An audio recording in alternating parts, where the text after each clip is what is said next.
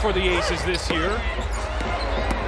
As Clark got around Stokes, gets to the rim, lays it in, and a foul. Wilson, mid-range, where she's 2 for 2. Kelsey Mitchell has to be... Skip Bayless just dropped a bomb. He said he felt guilty praising Caitlin Clark because she's white. Can you believe it? A sports analyst second-guessing himself over race? This is wild, and we need to talk about it. You know what's crazier? This isn't just about Skip. It's opening up a whole can of worms about race in sports commentary. Why does Skip feel this way? What does it mean for how we talk about sports? We're going to dig into all of that.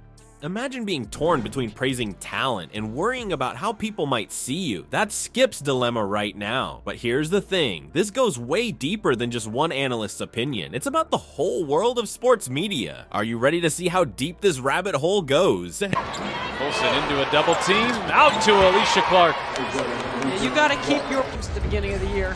Clark sees a double, bounces for Boston. There's Mitchell on the drive, pulls up, her first scoring. Jackie Young on the drive. You think basketball is just about putting the ball in the hoop? Think again. There's a whole other game being played off the court, and it's all about race. Skip Bayless just opened Pandora's box, and now we're seeing how skin color is changing the way we talk about sports. Let's talk about basketball's history. It's been a source of pride in the black community for decades. Black athletes have been dominating the court, setting records and inspiring generations. That's why Skip's words about black athletes consistently excelling in the sport to hit different. It's not just about skill, it's about cultural significance. Before we continue, I'd like to ask for a quick favor. If you're enjoying this content, please take a moment to like the video and subscribe to the channel. Over 98% of our viewers watch without subscribing, and while it's free for you, it makes a world of difference to us. Have you hit that subscribe button? Awesome! Thank you so much for your support. Now, let's get back to the video. Now enter Caitlin Clark. She's shaking things up in the WNBA, and not just with her game. Skip suggested she could be seen as a new right-wing symbol in basketball. Can you believe that? A player's success becoming a political statement. That's the world we're in now. Here's where it gets messy. Skip admitted, I could almost hear some people thinking white power baby. That's heavy stuff. He's worried about how praising a white player in a predominantly black sport might be perceived. It's not about Clark's politics. Skip says he doesn't even know her views. It's about the broader context to think about it. Clark's success is happening against a backdrop of racial tensions in the US. It's not just about her skills anymore. It's about what she represents in a league that's been a platform for black excellence. That's a lot of pressure for a rookie, right? This is bigger than just Skip or Clark. It's about how we talk about sports now. Commentators are walking on eggshells, worried about how their words might be interpreted. They're not just analyzing plays anymore. They're navigating a minefield of racial and political implications. Remember when sports used to be an escape from all this heavy stuff? Those days are gone.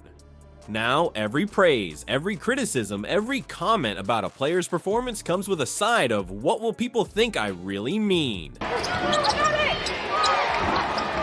Young leaves it, and it's a 3-ball for Hayes. We like seeing Caitlin Clark pass her because a lot of people didn't realize she was that high up on the college scoring charts as Wheeler buries a It's like sports commentary has turned into a game of 4D chess. Analysts are trying to appreciate talent while also being hyper aware of the racial dynamics at play. They're second guessing themselves, wondering if their words will be twisted or misinterpreted. And here's the kicker. This isn't just affecting how we talk about sports, it's changing how we experience them. Fans are watching games through a whole new lens, wondering if their favorite players are being treated fairly by the media, or if there's some hidden agenda behind the praise or criticism. Forget media bias for a second. There's a real-time drama unfolding in the WNBA, and Caitlin Clark is at the center of it. Her stats are dropping, her team's losing, and yet some are calling her a future Hall of Famer. What's really going on with the Indiana Fever's new star? Let's talk about Clark's recent performance. It's not pretty, folks. Against the Las Vegas Aces, she's been struggling big time. In their last game, Clark shot a dismal 1 for 10 from three-point range. That's rough. She only managed to score 16 points, and the Fever lost by 11.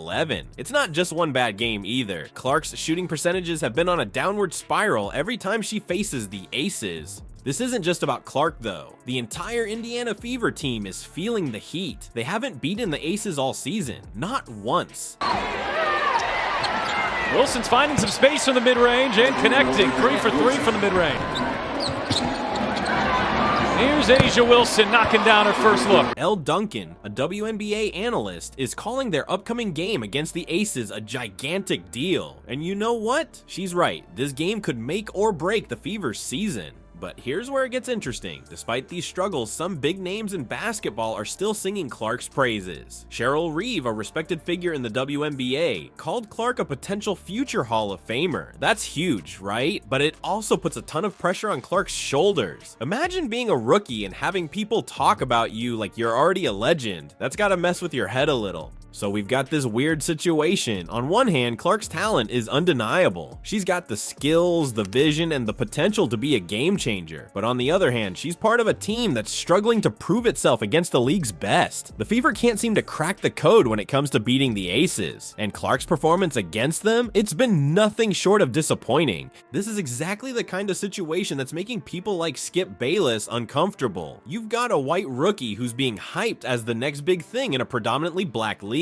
But she's not dominating every game. She's having real struggles against top teams. So how do you talk about that? How do you praise her potential without ignoring her current issues? How do you criticize her performance without it seeming like you're targeting her for other reasons? It's a tightrope walk for commentators. They want to be fair, to call the game as they see it, but they're also hyper aware of how their words might be interpreted. Are they praising Clark too much because she's white? Are they being too harsh on her for the same reason? It's enough to make anyone second guess themselves before speaking. You think calling a game is easy? Think again. Skip Bayless just dropped a bombshell about praising Caitlin Clark. He felt guilty about it. Why? Because she's white. This is next level pressure for sports commentators. It's not just about breaking down plays anymore. Skip's worried about being seen as the red state white guy cheering for this red state white girl. Can you imagine that? Every word, every comment suddenly has a whole new weight to it. This isn't just Skip's problem. It's a tightrope walk for every sports analyst out there. They're trying to praise talent fairly, but they're also looking over their shoulder, wondering if someone's gonna twist their words. Skip said he didn't want to pour gasoline on the fire of racial tensions. That's heavy stuff for a guy who's just trying to talk basketball.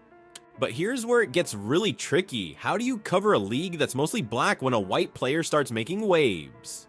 Do you hold back on the praise? Do you go overboard to show you're not biased? It's like playing chess while juggling flaming torches. And it's not just about Caitlin Clark. This whole situation is changing how commentators talk about everyone. They're second guessing every word, wondering if they're being fair to black players, white players, everyone in between. It's exhausting just thinking about it. Imagine trying to call a game when you're worried about how every single thing you say might be interpreted. That's the reality for sports commentators now. They're not just analyzing the game anymore. They're navigating a minefield of racial politics with every sentence. This is bigger than basketball. It's about how we talk about race in America. Sports used to be an escape from all that heavy stuff, but now it's right in the middle of it. Every praise, every criticism, it all comes with a side of what will people think I really mean. And you know what's really wild? This isn't just affecting the commentators. It's changing how we watch the game. We're not just seeing plays and scores anymore. We're wondering if that player is getting fair coverage, if that comment was really about their skills or something else. It's like sports commentary has turned into this weird psychological game. Analysts are trying to appreciate talent while also being hyper aware of the racial dynamics at play. They're trying to be fair, but they're also trying not to step on any landmines. And here's the kicker, and this isn't just about Skip or Clark or even basketball. It's about how we talk about everything in our society. Race is always there, just under the surface, affecting how we see things, how we talk about them. Sports is just where it's all bubbling up right now.